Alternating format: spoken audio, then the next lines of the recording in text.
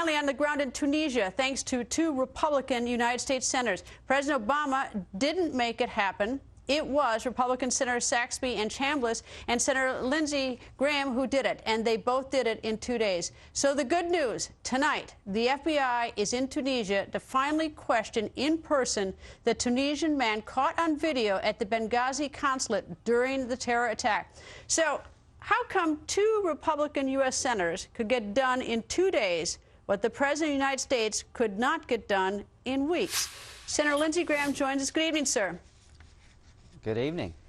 So what is the explanation? I would think, with all due respect to the United States Senate, that if you were the President of the United States, you have more muscle than you do if you're a member of the U.S. Senate.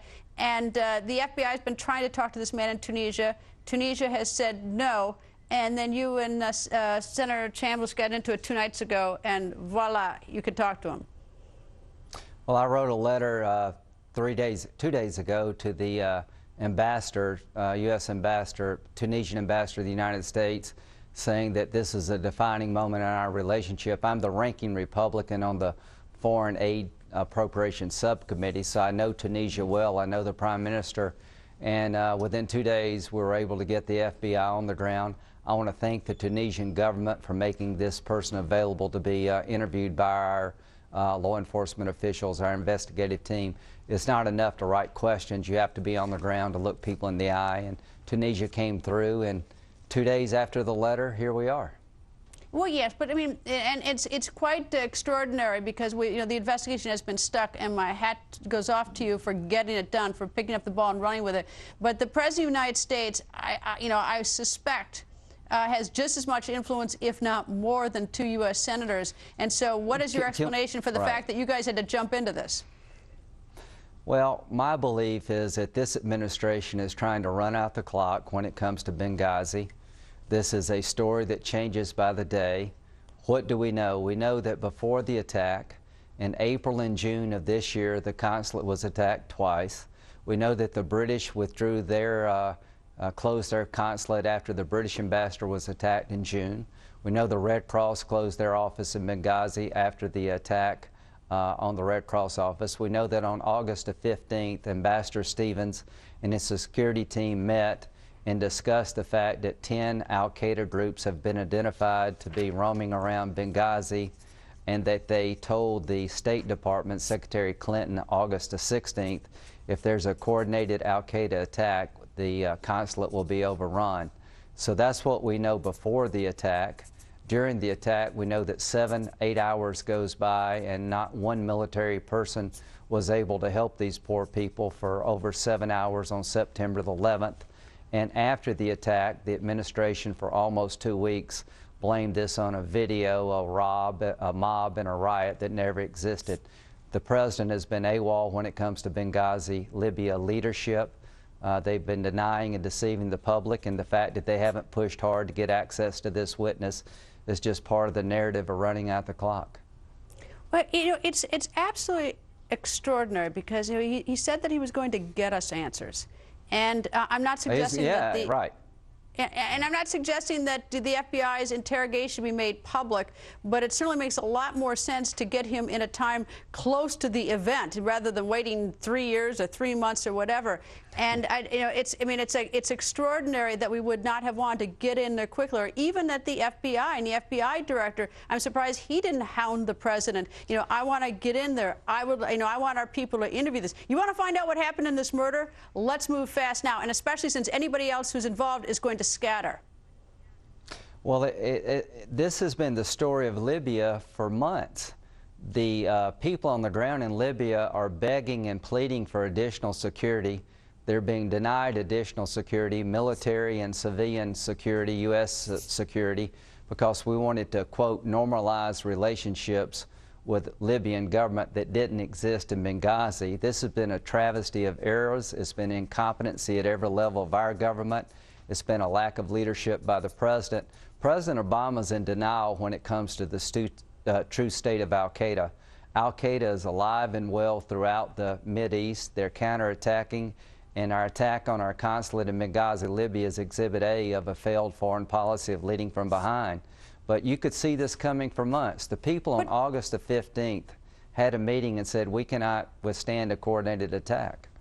But I mean, there's that. There's all the sort of alarms or red lights, whether it's Yes. the attack in June or whatever, in terms of security. But the thing that, but then we go into sort of stage 2, which is what has been, Yes. what has happened since then. And it's not only that no one bothered to try to see this Tunisian guy. I mean, if 2 U.S. senators can make a phone call and send a letter and get us contact, but the President of the United States can't, that's stunning. But there's even more than that, is that the FBI did visit Benghazi after the attack sometime and left. But then fast forward to last week, October 26th, foreign policy journalists go in there after the places, people have been walking all over the place and looking at it, and they recovered documents that are critical to this investigation. Like the FBI didn't even bother. Like nobody even cared. Nobody even cared that 4 Americans are dead. It's a shabby investigation. We're not talking to people. 4 people died. And I mean, you wouldn't even see that kind Yes, of ma'am. investigation in a local homicide case.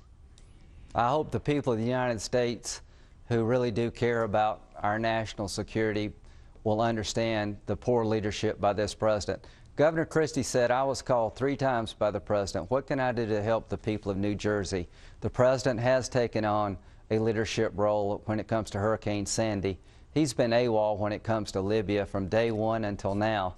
There has really been no effort by this administration to help the people when they were under attack.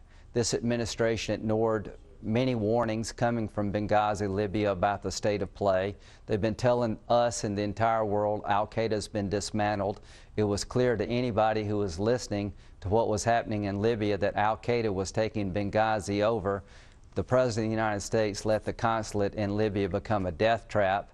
During the attack, he said he ordered people to help those in Libya, come to the aid of the people in Libya. Not one person came to their aid. Did they ignore his order, or did he ever even give the order? After the attack, he's been making excuses that have no absolute sense or bearing to the real facts. The person I blame above all else is President Barack Obama. He has oversold the dismantling of Al-Qaeda. He spiked the ball when bin Laden was killed and created a sense of security that doesn't exist. And he let these poor people in Libya go into a death trap and didn't do anything about it. But that then we go back to my point, is that once all that happened, and Americans want to know what happened to our murder, any murder investigation, Right. is he doesn't bother to say to the director of the FBI, look, if you have trouble getting into Tunisia and talking to him, give me a call. I'll make a phone call so that 2 U.S. senators 8 weeks from now don't have to do my heavy lifting. I have to outsource to 2 U.S. citizens. I mean, it's... Let's just walk through. How hard would it have been for the president to pick up the phone to the Prime Minister of Tunisia and say, we're not asking you to turn him over to us. We just want access to this witness. We want to be good allies. We're helping your country get back on your feet. 4 Americans were murdered, the first ambassador in 33 years. I want to get to the bottom of this. Mr. Prime Minister, we need your help. I had one conversation. 48 hours later, the FBI is on the ground. It wasn't that hard. There is no sense of urgency about this investigation. They're trying to run out the clock. There was no sense of... You say it's no sense of urgency. I frankly don't think that, I don't think he cares. Because, if I were in charge of the investigation... You know what, though? If you want to get the facts, he's a lawyer. Right. You move in really fast. If you've got someone who is a suspect on the scene who is part of this, you know the person's in custody. We don't sit around and say, let's talk to him next year. You move right now. Any detective in any homicide case in any community in this country is going to tell. You don't just ignore it and look the other way and let it sit like this.